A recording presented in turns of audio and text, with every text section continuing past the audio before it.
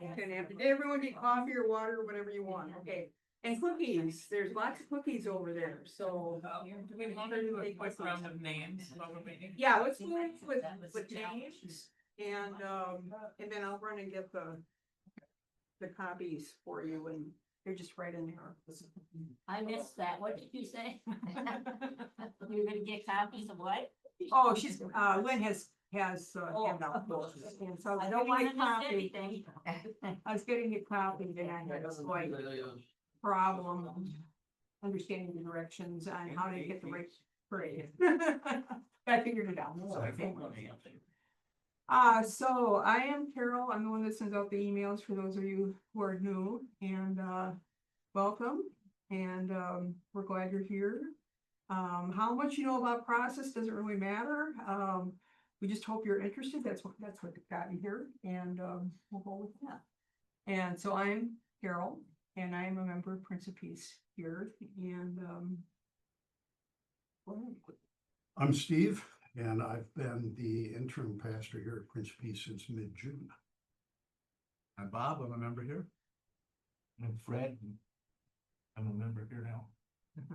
I'm Marielle, Fred's wife, and I attend here. And I'm Steve, and I'm a member here. Kathy, I'm a member here too. I'm Tom, and I'm a chauffeur. I'm Marilyn Breckenridge, and I served here a long time ago. Yes, you Yeah, did. I don't know if anybody remembers. Oh, yes. Yeah. I'm Catherine. I'm not a member here. I had a cat named Alfred North White Paws. I'm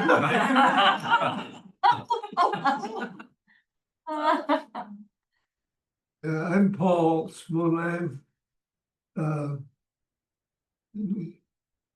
It's it's very exciting for me to see each of you and the group together. We did 5 full sessions last year. We thought we might do 5 or 6 or 7 or 8. But Might keep adding. we'll see how it works out. I brought a couple books along. We have intentions. We have plans. I taught a seminar on process thought and the Christian faith. The title is important, process thought. It was not process theology and the Christian faith. The process theology grows out of the metaphysical vision of Whitehead.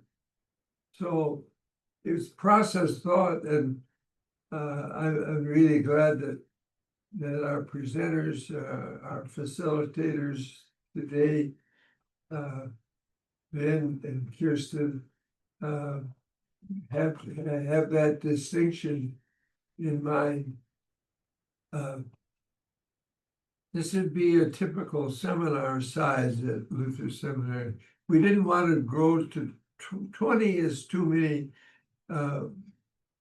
When I was asked about this a year ago, it was that the Adult Ed Committee of Prince of Peace is interested in having a conversation about what is process theology.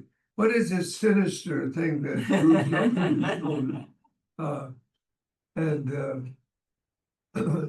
groups and 20, it's pretty hard. You have 15, you can have a conversation.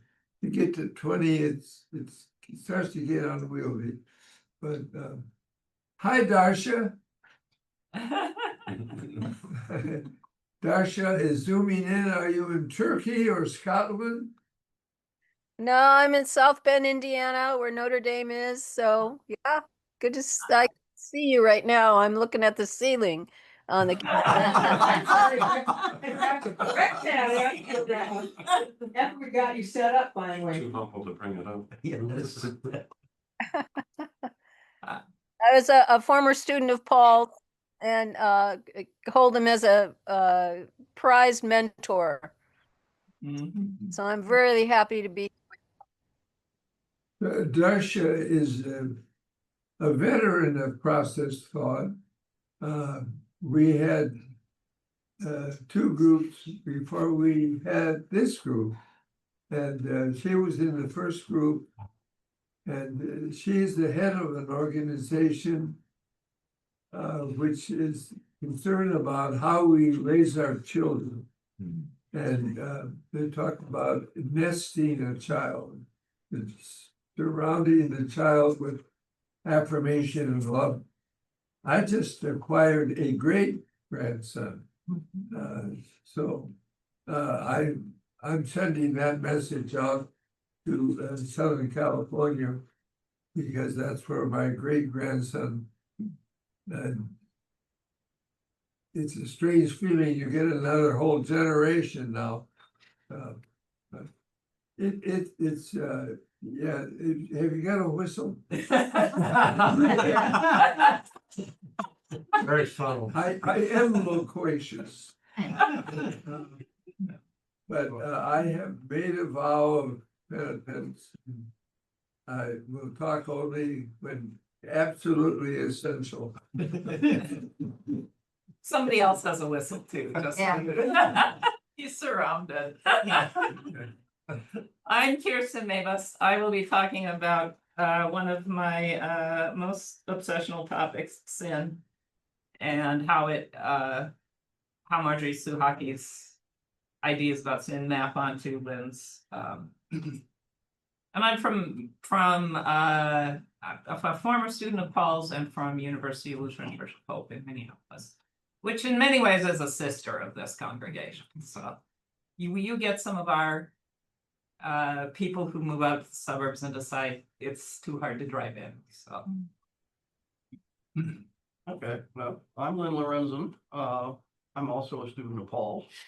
And John Cobb was my doctor father, so I stayed with us for a while academically. I taught at Augsburg for 23 years. And was a pastor at St. Paul Reformation Lutheran Church in St. Paul for 10.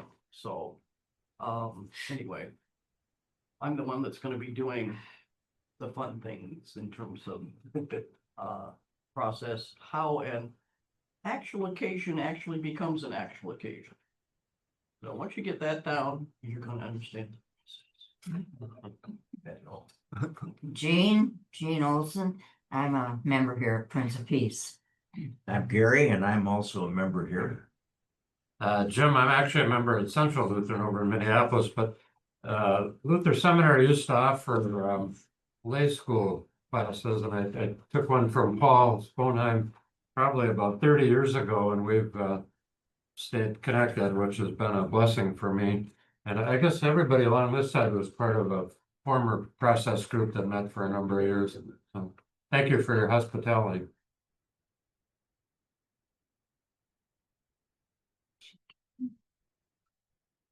Actually, I think I'm just going to turn these loose. On it. Yes, sir. Pass it on. Got the first team here. Lynn and Kirsten, they don't come any better. How about we go? You gonna sit down? Karen, why don't you sit here? Okay. Morning. Good morning.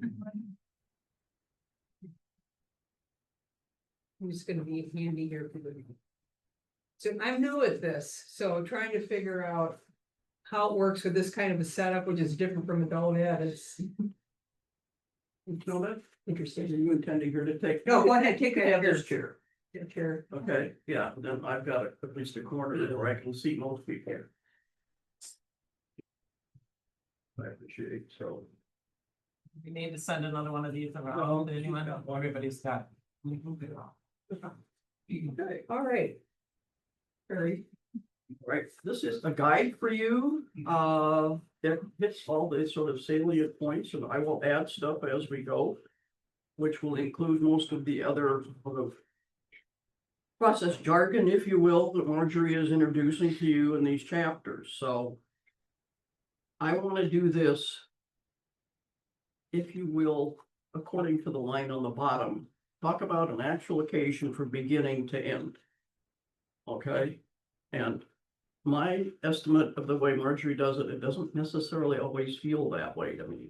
So, I guess I'm just more of a linear thinker than she is, okay? So for this little actual occasion, that's obviously in the middle of the cone, right? We have time on the bottom that runs always in one direction. All of these lovely shows that are obviously fictional that want to take you back in time and go forward in time. Yeah, no. So in terms of the cone, then we have the past. The past is actual. That's a process term, okay? It's not real, it's actual. And we'll get to how that happens here. The present is the line right down, splits the cone in half from top to bottom. Okay. And then you have the future, and the lines, by the way, of the cone go out to infinity. It isn't just that small little thing, it goes out as far as it's possible.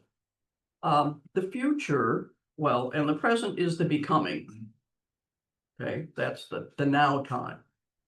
So for the actual occasion, that's the time of its becoming.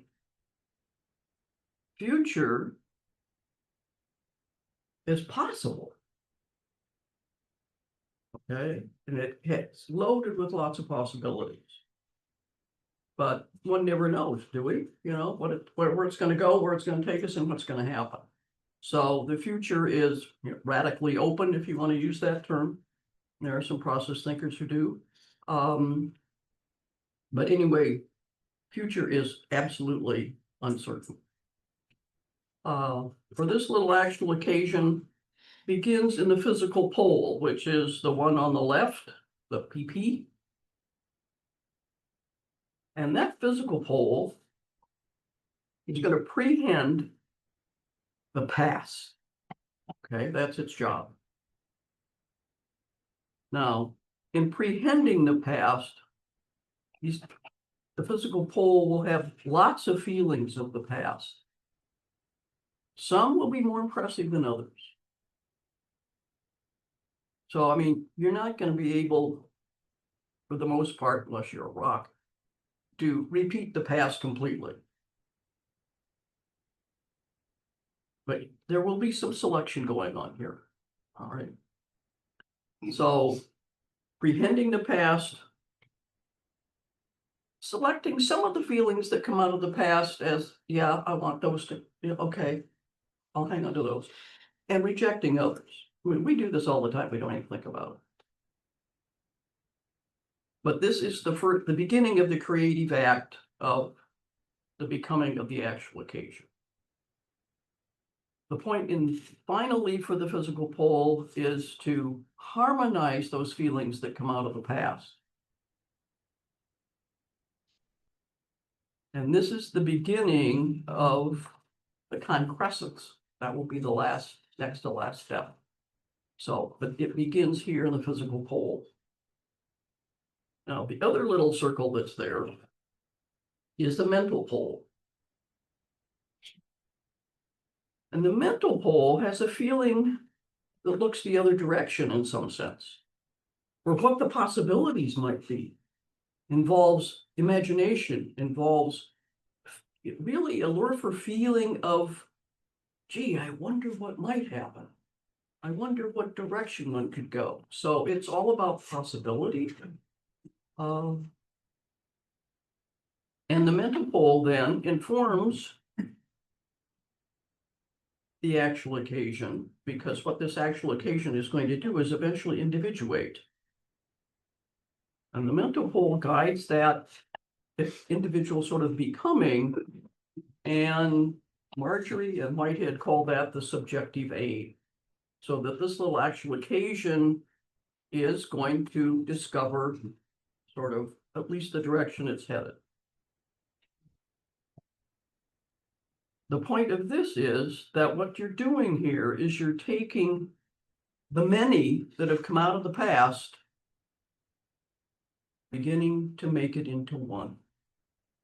Because sort of the underlying theme of process is the many become one, And then as we go through the rest of this, you'll see that that little actual occasion is going to increase that by one. Yeah, so it may sound like a strange phrase, but that's the way the process works. The one thing Marjorie did not tell you, because she's saving it for chapter 4. I will tell you, because I don't think you can do this without this piece of it. So, the little line that comes into the present, sort of off to the left a little bit and comes right down smack in the middle hole, is called the initial aim. So God's function in this process, and I don't think you can do it without this piece, is to offer to this actual occasion, given the vision God has for the future, okay, the best possibility for this little actual occasion. Now, clearly, if this actual occasion is part of the table, I mean, it's to stay being an actual occasion that's playing its part on within the table, okay? On the other hand, it may be something else. So the best possibility comes this way into the actual occasion because God is the source of novelty. Because Whitehead looked around at the way this was set up and said, well, okay, so the past comes here and then you kind of have some imagination and some possibilities. But where is something new going to come into here? And decided clearly God is going to provide the novelty that would be possible in this actual occasion. Okay, and it shows up by means of the initial aim. Now, I'm not going to say any more than that about God. You can read chapter 4. Because I suspect we're going to be doing something about that next time. One of the things that happens with the initial aim being put together is that we find that this actual occasion actually has the ability to reject the initial aim. It's unlikely, I would argue, that very many actual occasions go as far as totally including the actual aim. More likely to wind up somewhere in between there.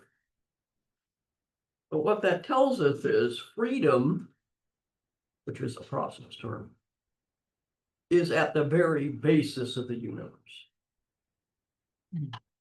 Because it's right there in the actual occasion.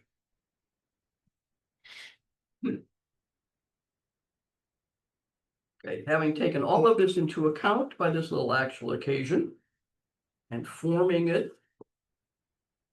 the actual occasion achieves concrescence. That's not an accident that's related to concrete, okay? It's achieved in this final harmony that completes the process of becoming. And when that process of becoming is actually finished, it reaches satisfaction.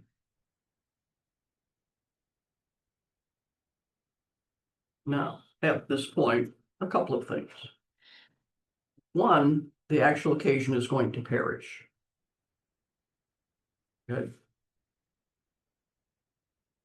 The other thing it's going to do is it's going to contribute its understanding, its becoming, its very self actually, into the past of future actual occasions.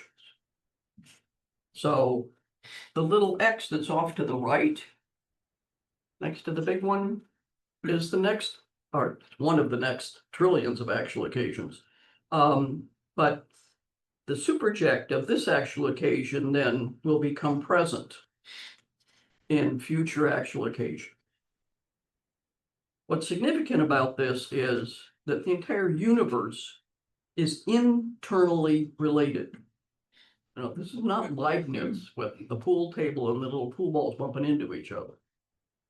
It's way more intentional than that, and it's internal.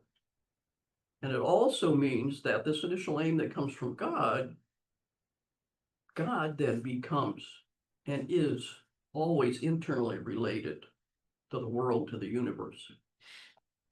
Okay. I can remember there was a time somebody asked John Cobb whether he was a theist. You know, do you believe in God? And John said, oh, yes. But I'm a non-supernatural theist. Okay? Well, it's true. Okay. Me too. But that's the process perspective, that God is always in, with, and under the entire universe, okay? Not somewhere, who knows, you know, floating around. After the superjet gets moved, and this actual occasion then becomes part of the past of all these other actual occasions, this actual occasion achieves what Whitehead calls objective immortality. Whitehead is very clear that nothing is lost if it can be saved. On the other hand, probably not everything can be saved. But a great deal of this little actual occasion and what it is and what it contributes to what comes next will be included in myriad other actual occasions.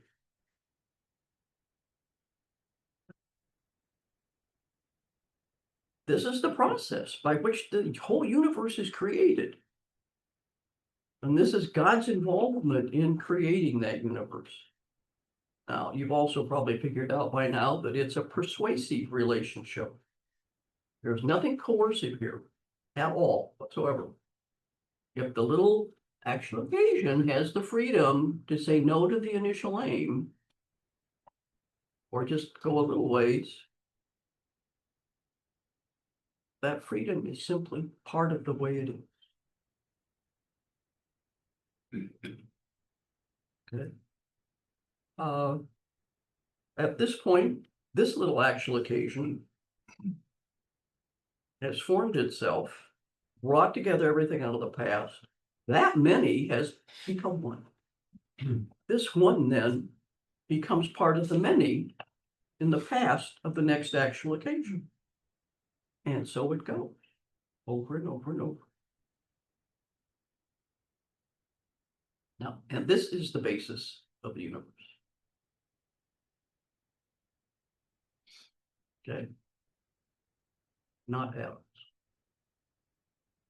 Because the other thing that you need to keep in mind is this is an energy event. It's not a thing. And its lifespan is infinitesimal.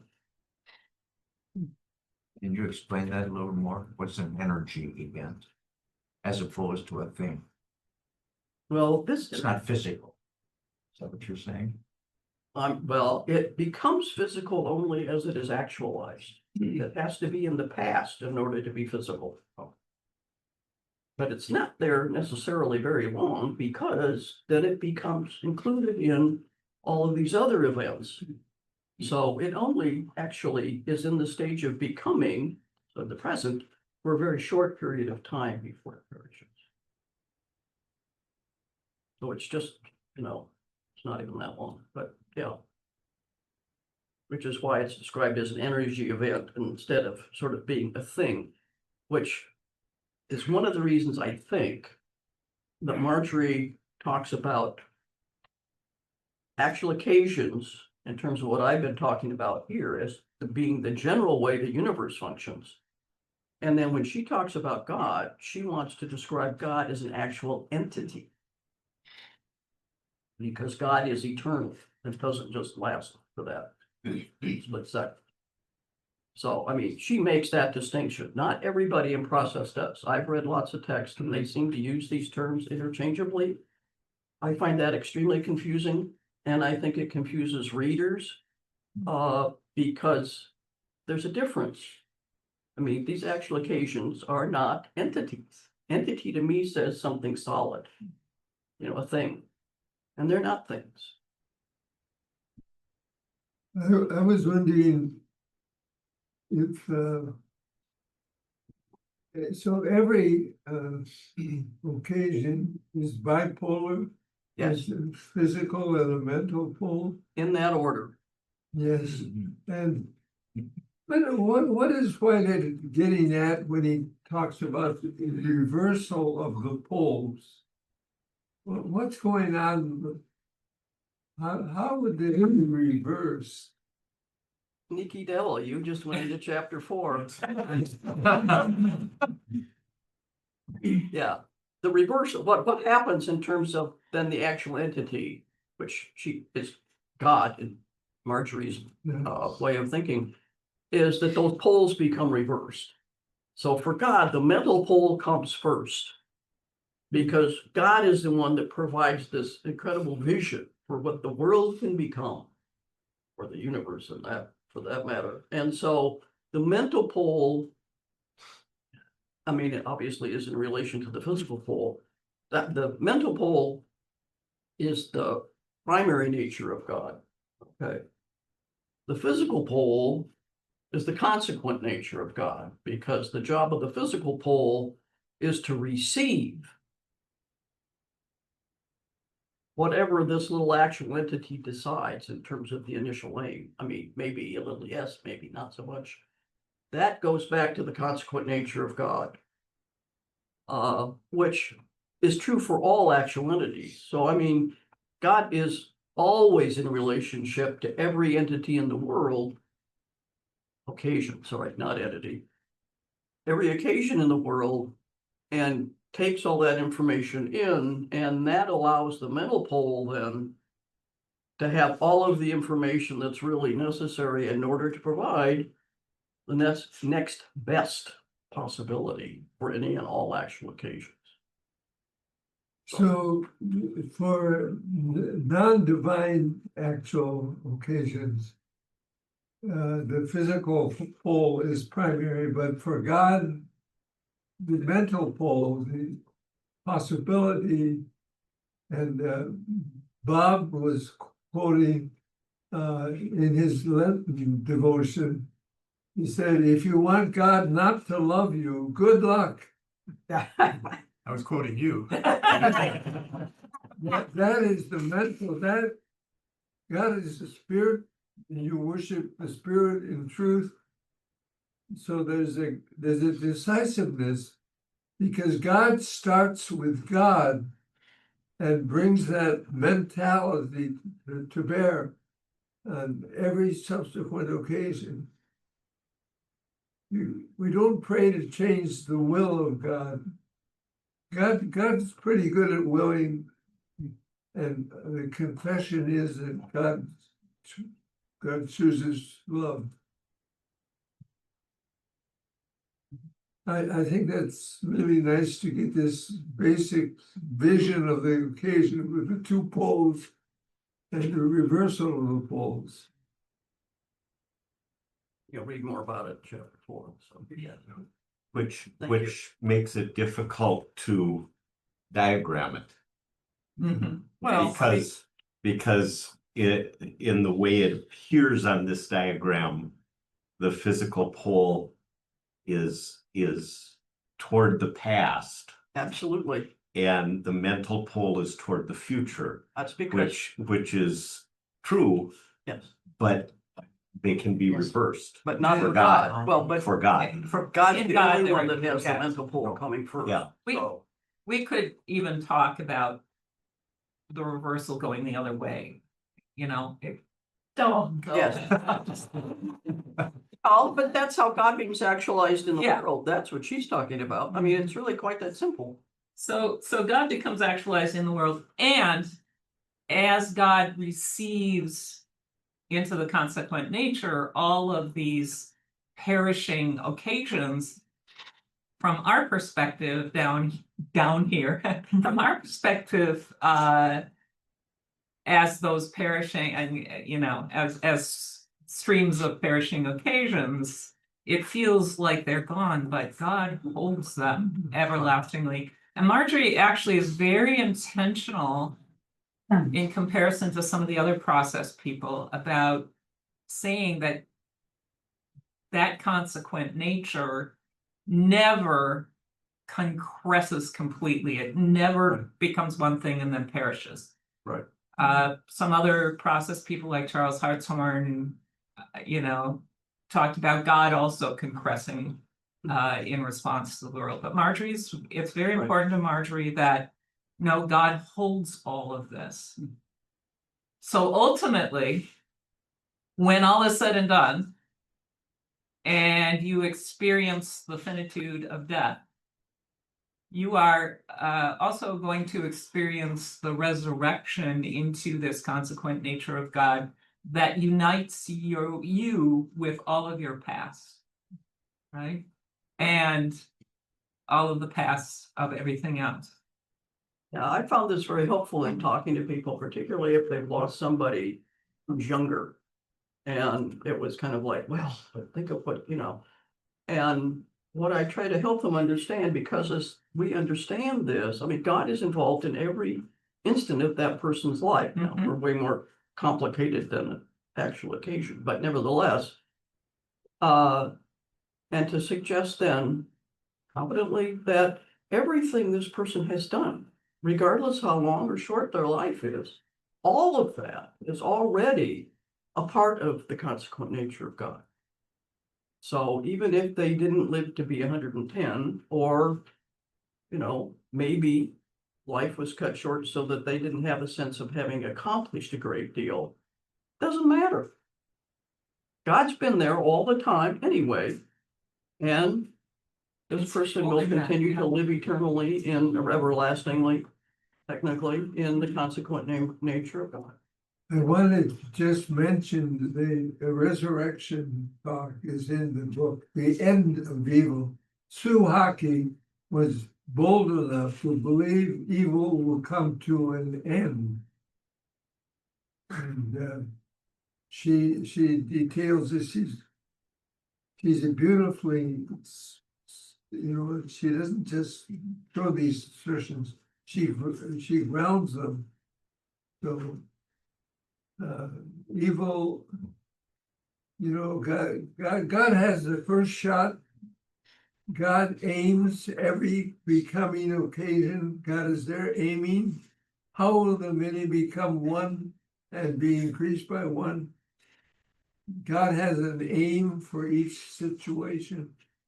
And then the consequent nature picks that up. But I think it's important that in part 5, Whitehead says the primordial nature of God, the mental pole, guides the reception of the verb is guides. There's a push and a pull, and the consequent nature is receiving all of that. But it is that spiritual or mental pole that's primary, and that's guiding how the structure. So if you want God not to love you, good luck. God gets the first shot, and God gets the last shot. And this is not an impotent God. One of the ways that Marjorie talks about that guidance is using the Christian doctrinaire term judgment, right? God makes a judgment about where in the everlasting scheme of things each of the actual occasions is going to be arranged, and God, sort of like a pointillist artist will, put the dots where they go with an aim at beauty, right? So even some of the things that are terrible that happen to us or that we do can end up somewhere if the contrast contributes something to the overall beauty of the vision and the universe. So in a way, we're talking about bricolage art and thinking scripturally about what we were talking about, feeding the 5,000. Jesus has them gather up the fragments so that nothing will be wasted. They've been fed. The fragments mean nothing to them, but God is making sure that everything becomes a part of how God continues to work. And sometimes that means we get to experience the evil we've caused. You want to take over? No. That's your topic. Yeah, that's where we're going, but. Well, But anyway, one of the phrases Marjorie always said in teaching was, "It's a terrible thing to fall in the hands of the living God." So it's not all sweetness and light. Right. It is aimed at beauty, harmony, zest, and peace. When you use the word aim, are you talking about the initial aim? The initial aim and God's Well, there's a consequent huge nature. Yeah, vision is, I think, Yeah. the word I use most of the time for Yeah. what God has in mind, and then the initial aim is specific to the actual occasion. So it's, Then are you, so I'm thinking the metaphor of pointillist art Mhm. would be like this multiplied. Is that? okay. Well, except so you don't know, point- you don't know what the actual occasion is gonna do with it, but, nevertheless, it will be included in future. Yeah, it's a little bit, there's a yes and no to every metaphor, right? It's a little bit too simple a metaphor. Okay, how does this fit into the killing that we've all been? All right, I'd like- well, I guess it That's is your- time for that's me. your thing. So does this seem counterintuitive to you? You know, this man alive, that isn't in becoming. How Yes, it to is. hurt, you know. Well, one of the nice things is what it is, he doesn't just go with Einstein and the notion of general relativity. He offers an alternative epistemology. So he explains why we think things that name again. Taken care of. That the idea that we project out certain structures and we lose the sense of vital becoming. Well, I mean, that table feels pretty solid, so Yeah. you can understand why that's attractive to people. And that's the way they want, the way they want the universe to be, is nice and solid and trustworthy. And Whitehead is saying, not so fast. It just isn't that easy. So this table is composed of actual occasions. Billions of them, I would say. I mean, some are legs, some are tabletop. I mean, and so that would be at least a society of actual occasions. So the whole actual occasion thing can get more complex. All right, we as human beings are hierarchically ordered, if your head's working, okay, society of actual occasions. So how many in your little finger? I don't know, but I'll bet there's lots. Because that's how tiny actual occasions are. And that's why it's complicated. And our brains are kind of a manager of, that's what the hierarchical means, a manager of the actual occasions and which ones are, the brains are themselves, our thoughts and our brain experiences are in fact themselves actual occasions, but the brain kind of manages that to keep your heart beating even though you're not thinking about it, but you might be trying to figure out why the heck do we need this complicated idea? Because frankly, it's the way the world is. Yeah. As far as I'm concerned. I mean, this is a much better explanation of how the world functions and how God is related to the world than anything else I've ever run into. I mean, Whitehead has a nice sentence, nice phrase, presentational immediacy. The way in which Carolyn presents herself has a kind of a structured steadiness. And it's a society of occasions, yes. And God is the ultimate harmony of all harmonies, drawing all of that together. Colossians chapter 1, the firstborn of the whole society of occasions.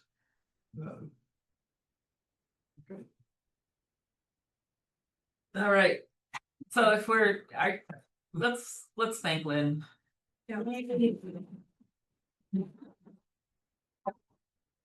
Although we've got the universe. Can I see if you want to start again? Yeah. This would be a good time to take a break if you want to grab a cookie or a Yeah. cup of coffee or water.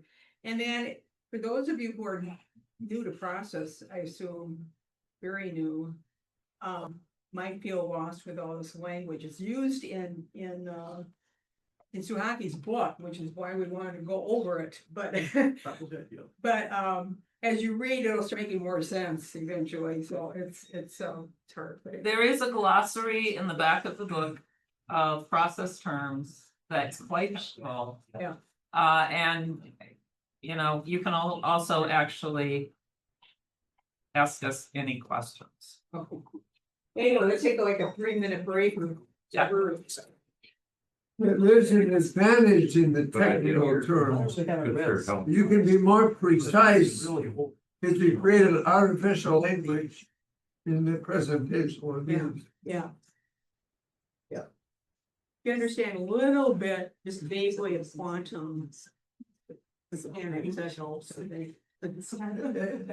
Every discipline has its own vocabulary. Exactly.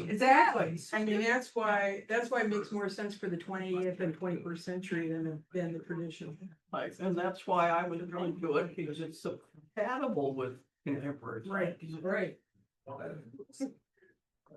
Well, how are things at Johannes shoulder? We're still there. It's an actual entity? I'm a non-temporal actual entity. I have no time left. I wouldn't bet on that. The future is open. There are still possibilities for your thought. The future presents itself as possibility. The future. It's not always the possibilities we want, but it. Did I hear that a 95th birthday came and went, or? Yeah. Was that just this year? You had a 95th birthday party in January, right? 95th, but not 96. Yeah. Oh my 95th gosh. is coming up. How did I miss that? I didn't get the page.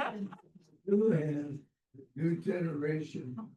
Yeah, I heard you say it. Yeah. How do I get on the list? Great phrase. Great phrase. My dad's name was William. William. Yeah, it was very clear. Your baby is. You're much more better at walking through the logic than I am. I always give sense. Yeah, so no. I can accept that. That's something. I do it. Yes, that's. So, in spite of Mark's, really, my, she lives on. Yeah. In a franchise. I hope you have those characters. I think she's done this. Mark was the- Or should you keep it on that? Right. You know, this- When I really do. that big, you know, I'm- And by direction. You are basketball. I'm gonna try to keep it. Hey, go to Roseville High School. Yeah, yeah, well, yeah. Did he play for? Oh, for 2 nights. They were the enemy. Well, I can we imagine. could talk a lot about God and saying. So now I sort of wait for those. Okay. Well, I haven't. No, Where does it sound? we go up in August.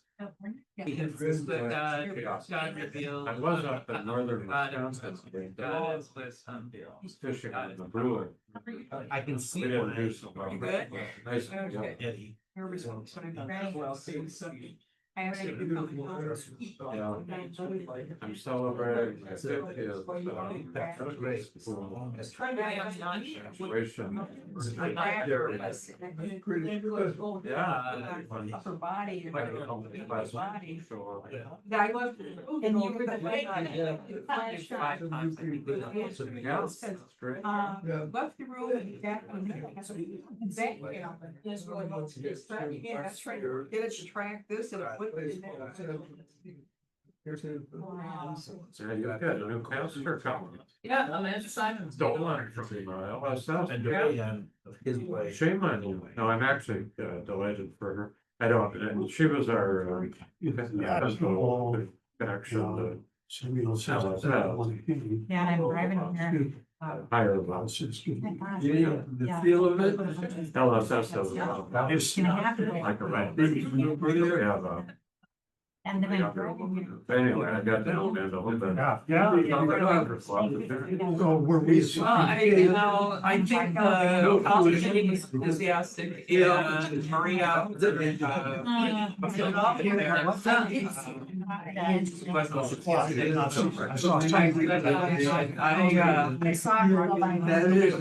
Okay, if we can begin again, I only have about a half hour, so Yeah, it just makes sense. You have an amazing we need to record. get back. Well, no.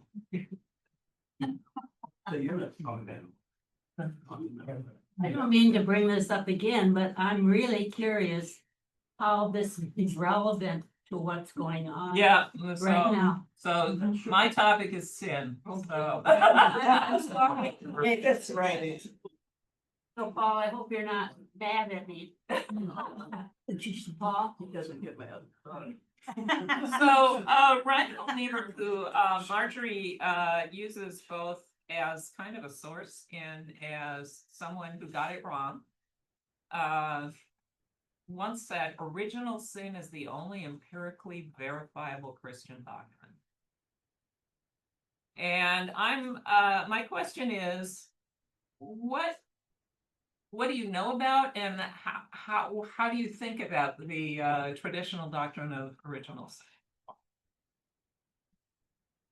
I see a head shaking over here. Well, when you hear the traditionalists explain it, it's blaming Adam and Eve, especially Eve, for getting us into this mess, which, isn't right. I hear Lutherans still kicking around original sin, but it seems to at least moved over to say, this is the way the world is, which is what Genesis was trying to say.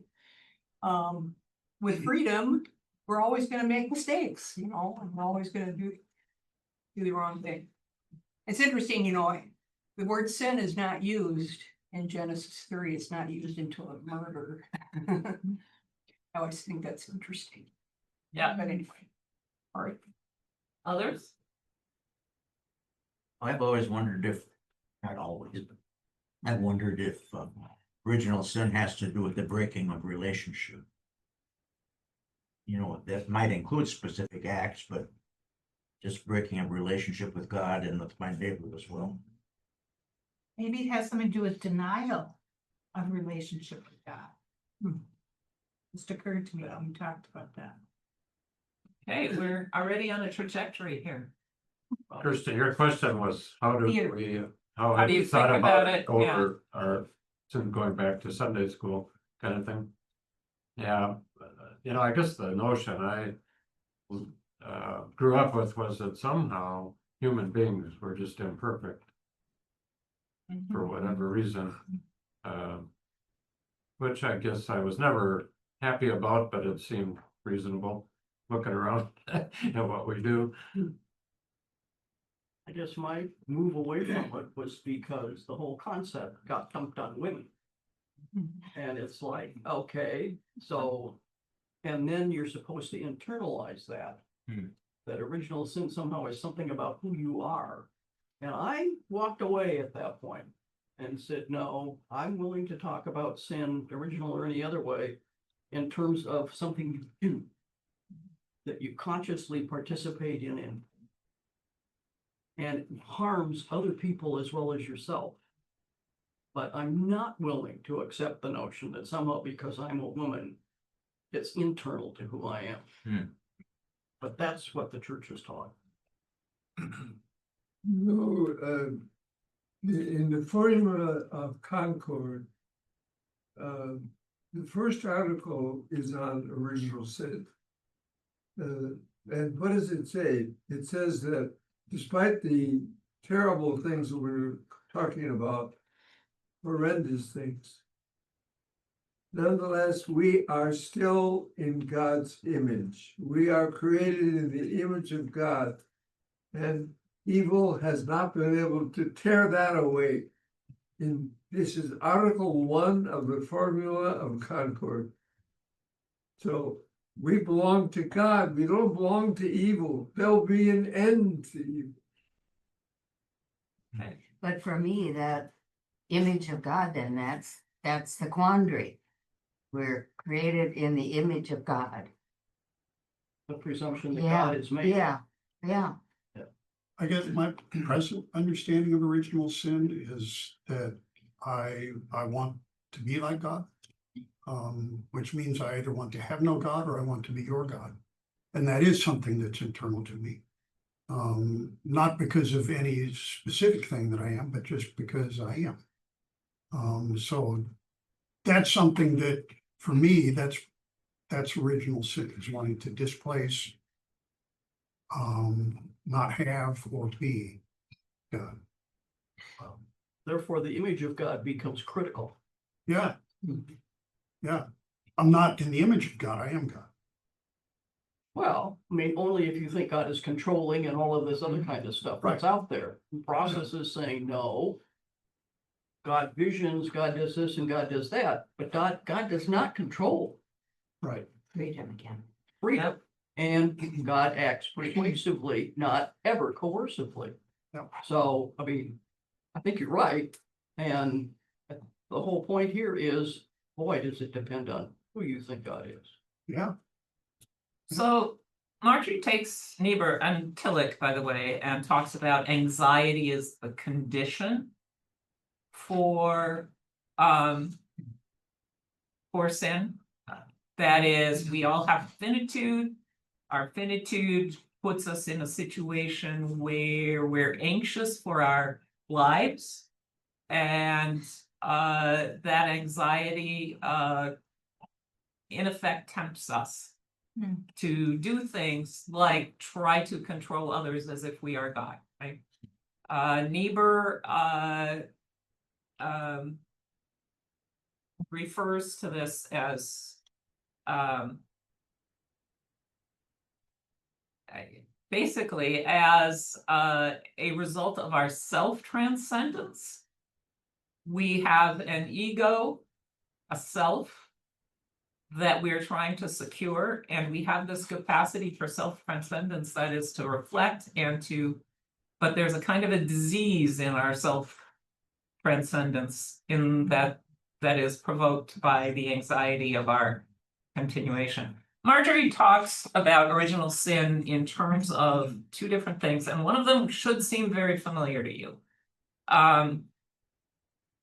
She addresses this anxiety, but instead of an anxiety that seeks to control the situation, or from which we seek to control the situation, and be like God, she talks about violence as the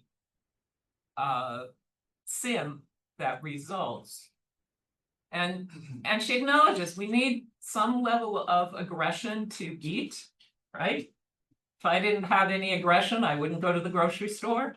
I wouldn't accept the destruction of any of the forms of food that I require. I would just sort of not get very far. So we need to eat, we need to sustain our lives, and that some level of aggression is essential to who we are as humans. But what Marjorie says about violence is that what violence does, we seek to control our situation. The violence works out across you. This diagram does not fully show a network, but if you take this little occasion here and put a whole bunch of little occasions over here and a whole bunch of little occasions here, you can kind of see the web of relationship that creates all these. Violence in that web spreads out to everyone.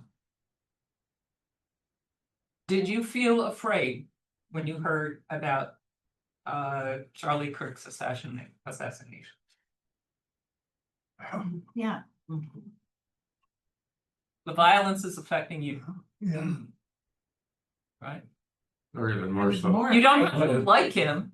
even more so the ones closer to. Yeah, my, Exactly. You don't have to and like him to experience that surge of anxiety from the act of violence.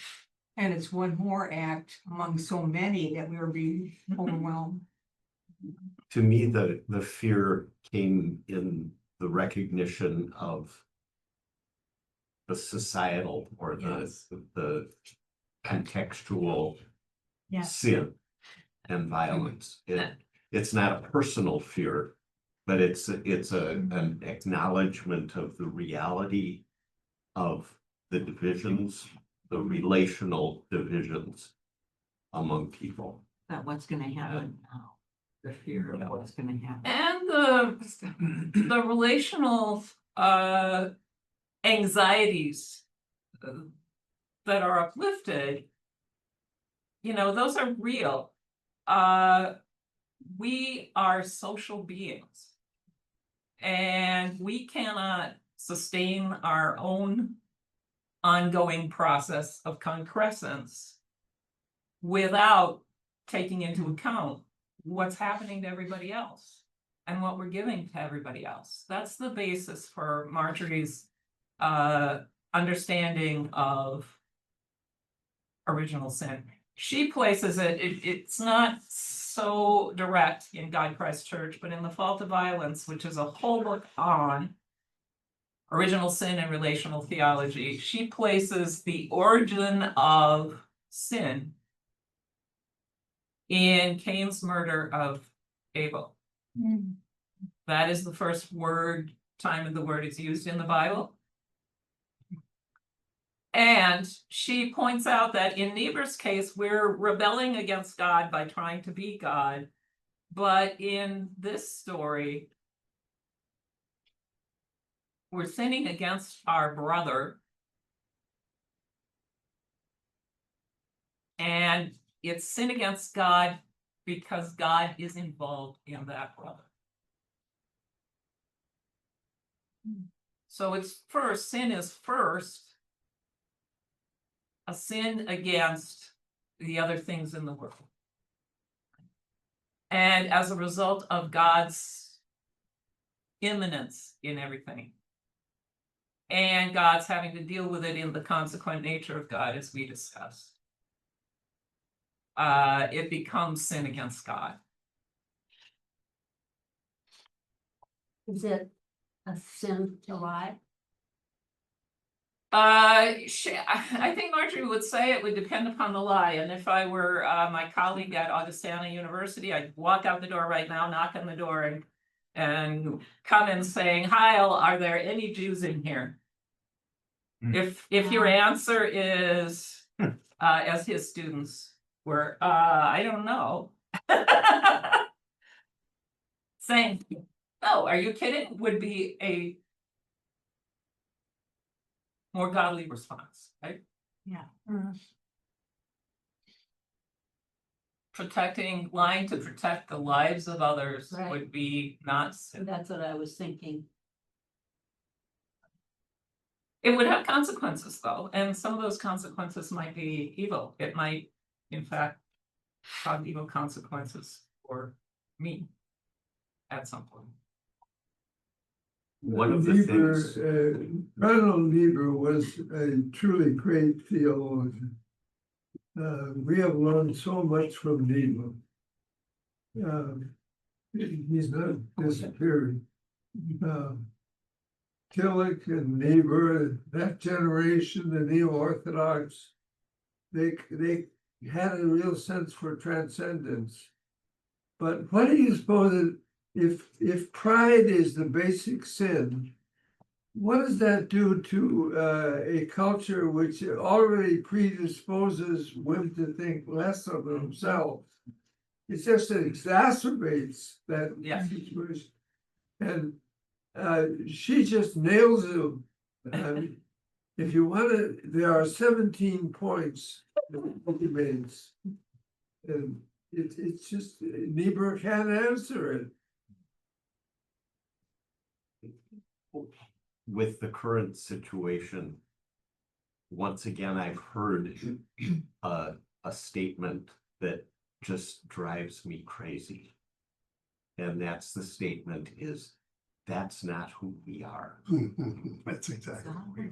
Because it's exactly who we are. Exactly. And to me, going back to the idea of original sin, being born into a society, into a humanity, we can't not sin.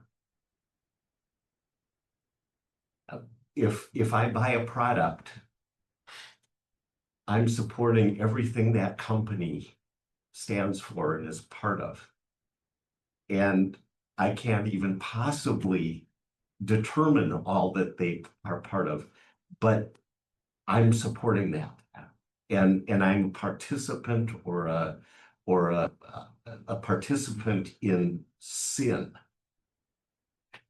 Because you're internally related to all that. Exactly. So the process gets at that as being a relational, it's a relational thing. So one of the, pardon me, Lynn, one of the ways that Marjorie's development of this fits in, and Steve basically described it, right? Fits into the present theological context is that liberation theologians have moved from the suppression of women with the doctrine of original sin to the concept of structural sin. And Marjorie describes in Guy Price Church a process whereby that structure gets built up from these individual, personal failures to be all that God offers us in the possibilities. When we are less than the best that we can be in effect, when we do less than the best that we can do as we concress each time, that moves out through this relational web. It has consequences for everyone. Everyone ends up being a little less than the best for the next generation, and on and on and on, right? And the shooter is more than that one act as well. And so there's we're more than the worst and we're less than the best. In my head. Thank the internet for that to some extent. This kid was persuaded by, I can't ever think of the guy's name, but he and his family are to the way far right of where Charlie Kirk ever was. So it is not a matter of, and I have no idea what Trump's going to do with this, but he's trying to imply that somebody from the far left killed Charlie Kirk, and that's not true. And I was really ticked at the paper this morning because the Star Tribune didn't say anything about politically where this kid was coming from. All they said was, well, he had political differences with Charlie Kirk. And they didn't indicate that it was because he was way to the right. And followers of folks who were racist and sexist and just unbelievable in terms of that. But his family was a part of that. So what happens in this relational process, and one thing I want to say is to understanding damage to relationships is really an important part of this, but you cannot get out of the relationships. We are inescapably in relationship in this to God and everything else. And you don't have to acknowledge that there's a God to be inescapably in relationship, right? It's just the way the universe is, as Lynn described it. So you can't really break that relationship, but you can distort and damage it. And that's what happens in the process of developing what Marjorie calls the demonic aspect of sin. The structures that get built up from our, like the internet. Yeah. And I mean, the internet has infinite possibilities, it seems to us, in some ways, about what it could have become and what it can do, but it has become this echo chamber for conspiracy theories and extreme points of view and so on. And that has come back then on all of us and created the structure that is, with its subjective aims, aiming at increasing the level of hate and violence and threat.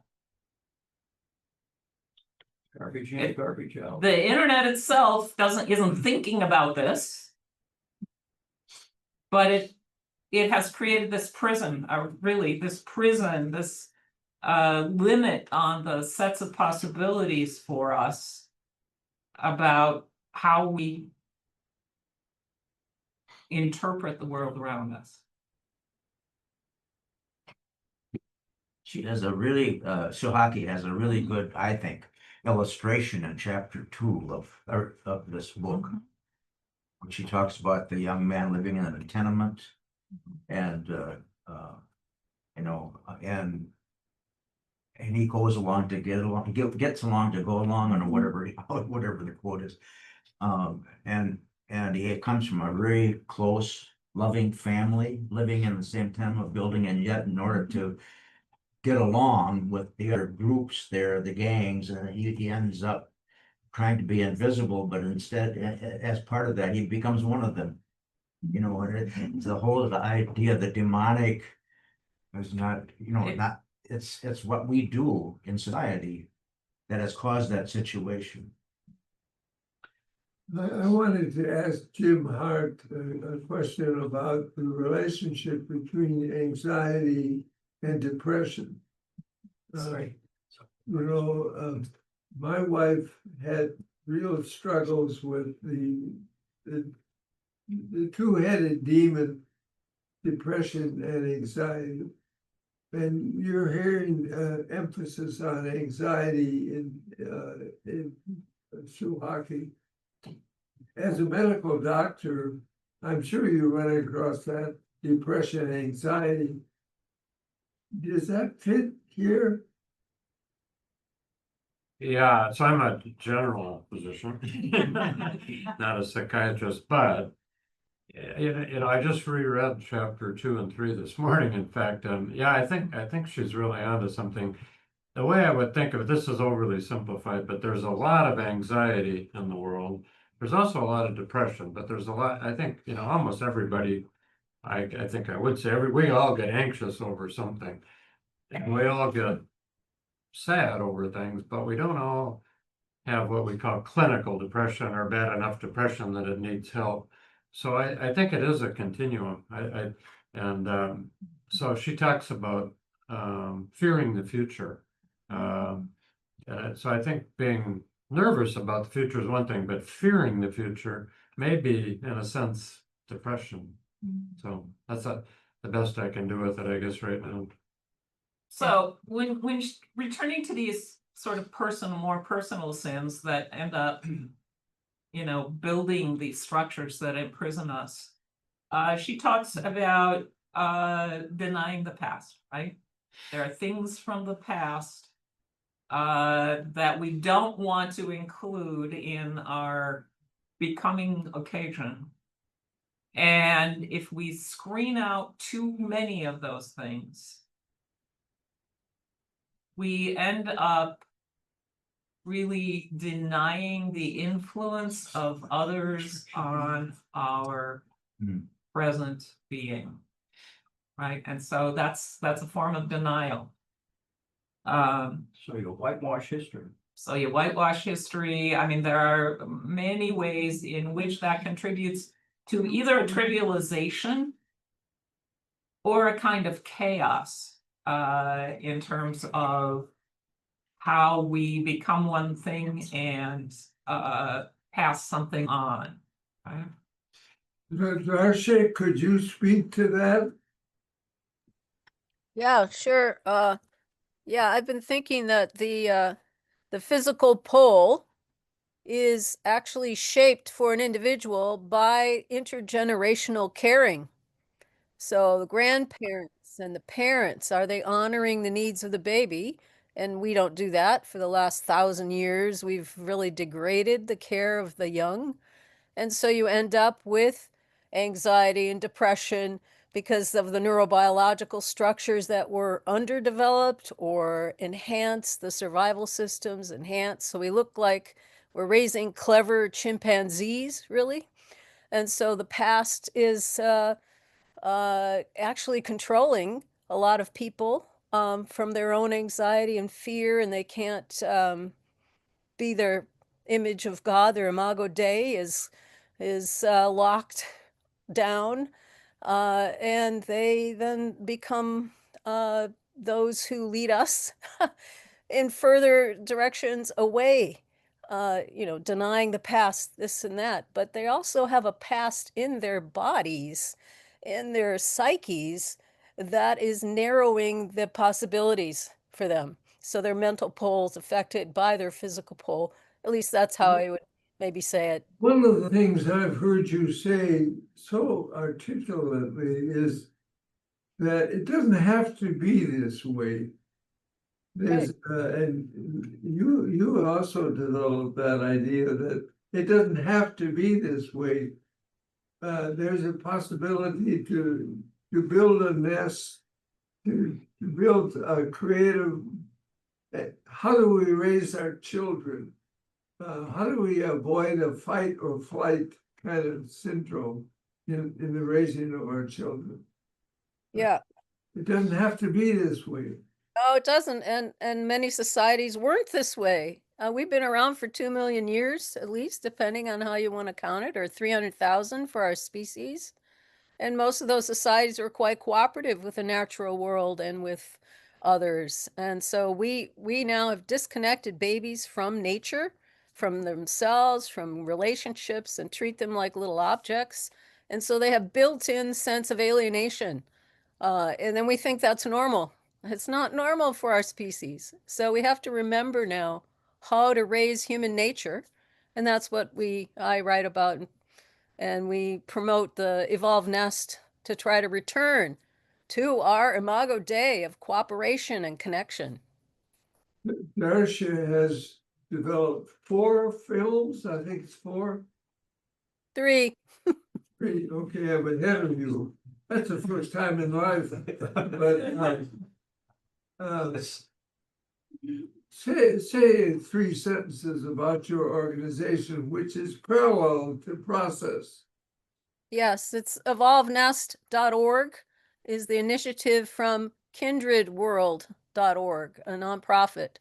And we are about helping not only re-nest children, raising of children, but adults to return to deep nestedness of feeling connected to the cosmos, to Earth, to one another, to actually fulfilling our human potential.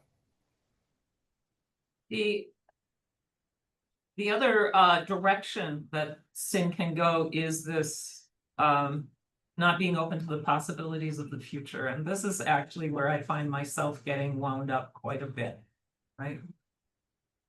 I look at the recent gun violence and think, I can't do anything about this. It feels so much more. And I'm just not equipped. And I feel helpless. But there's always that wedge of freedom that Lynn talked about.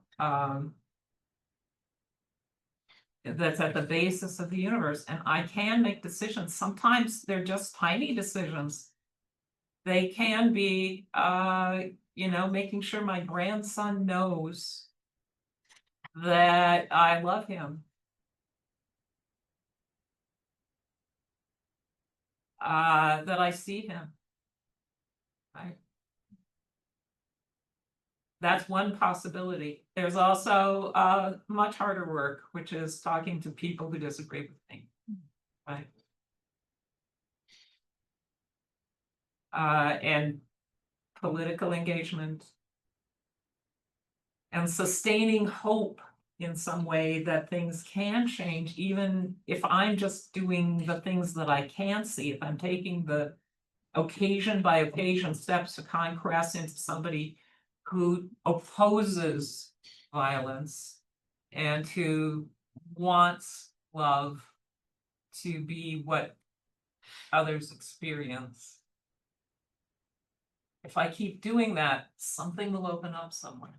Well, Darcia, you just had a kickoff where ambassadors are in various neighborhoods.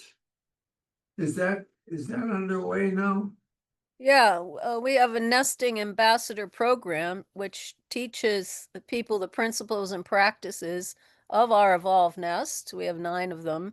Nature connection, restorative healing practices, play, responsive relationships, multiple nurturers for all of us throughout life, and for babies, soothing perinatal experience and breastfeeding. But yeah, we just tested our program with some beta invited people over the summer, and we are revising it now, and we'll launch it for the public in January.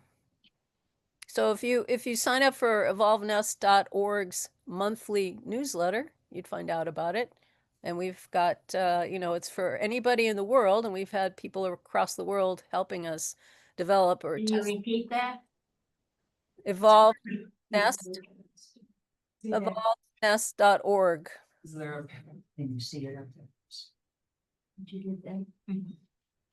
Darcia is on our email list, so Yeah. if you, click on her name, she'll connect you to the website, or that'll connect to the website. And she's got her short films on there too, on nurturing and looking at the animal world and indigenous life, that we're missing out on. There it is. I can send an email to the group, and then my signature has links.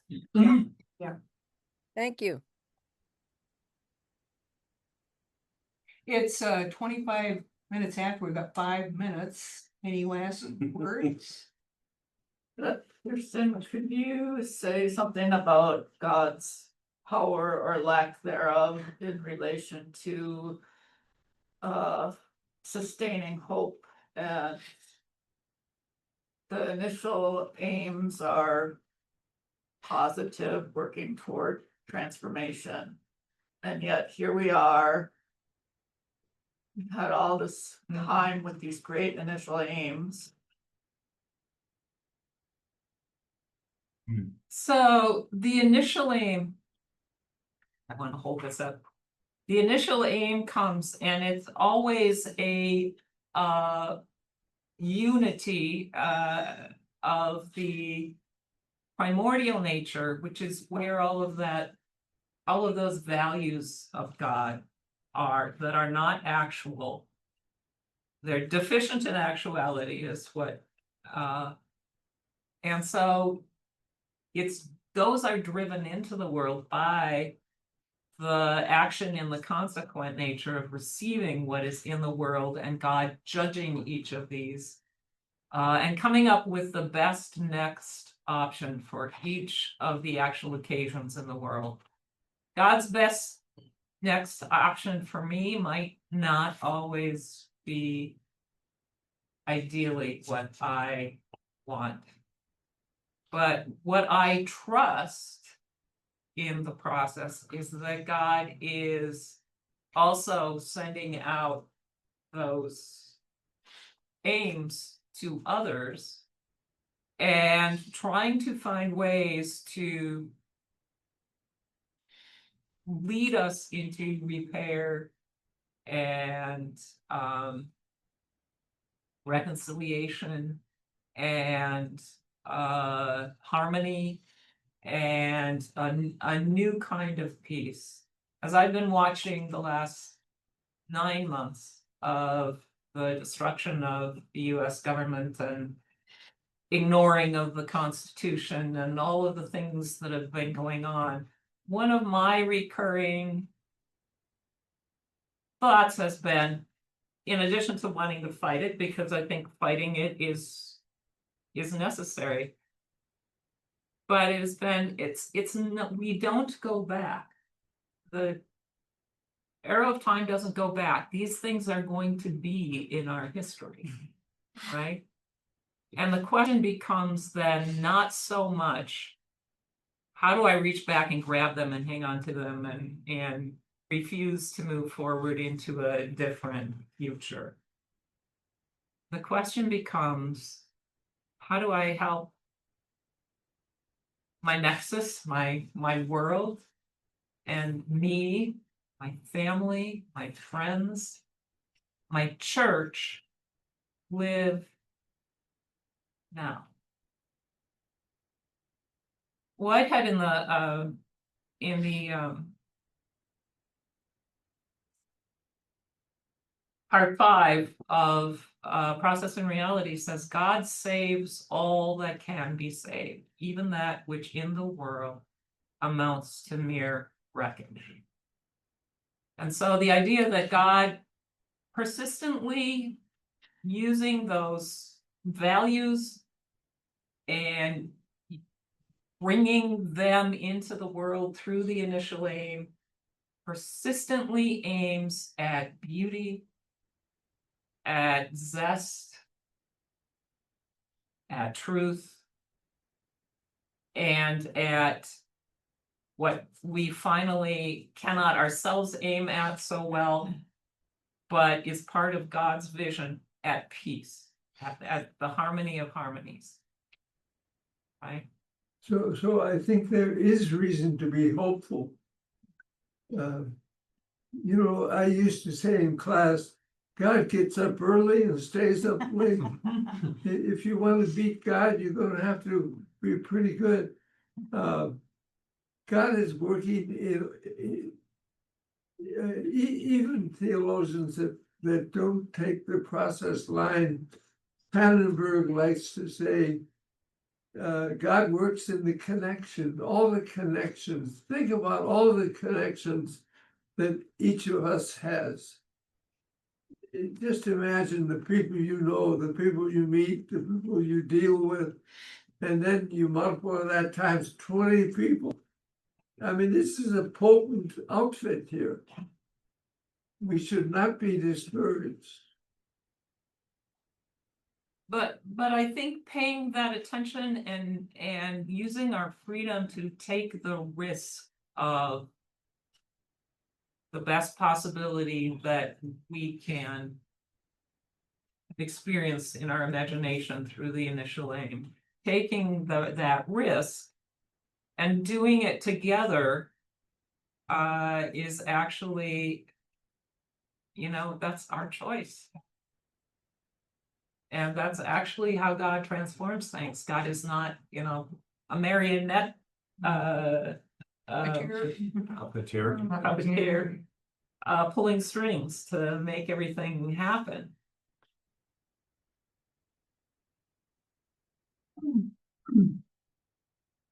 This is not very theological, but we've done something that is kind of interesting. We have 6 grandsons, and every Sunday we call every one of them. It's so simple, and it's so powerful that we now have times when we get involved in something, they call us. And I just want to share that it is not just reading books and coming up with theological understandings of things. It's some things just, it's reaching out, and you were talking about relationships, and those are so important. I can't tell how important that is. And I hope it has something to do with process theology. It's relational. It's Yes, really. relational Very theology much. for nothing. Okay, the very last word here, because we're already running late. It would be wonderful to just keep talking like this, but unfortunately, there's a bridge group that meets here every Saturday. We have to tear down and let them get started. They start at 12:30, but they start setting up at 12. So, thank you for the wonderful conversation, and think about those questions and mull it around for the next month and read part 2, God for Us. The chapters 4, 5, 6, 7. It's about 45 pages. And next time we'll be able to have more discussion, I think. And keep working on this, and I hope you all come back. So Do we have a meeting set? it's always the second Saturday of the month, and it's nice weather. We meet here. When it gets to be snow and ice, we will probably go to Johanna Shores to help out Paul and whatnot. So that will get announced. Hopefully we'll make it through the whole fall without any snowstorms or ice storms. We'll see. All right, thank you all. And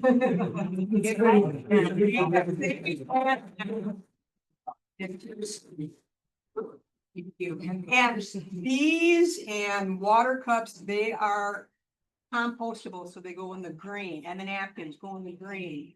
If you have the little creamery things, those go in the trash. Thank you. Thank you, Carol.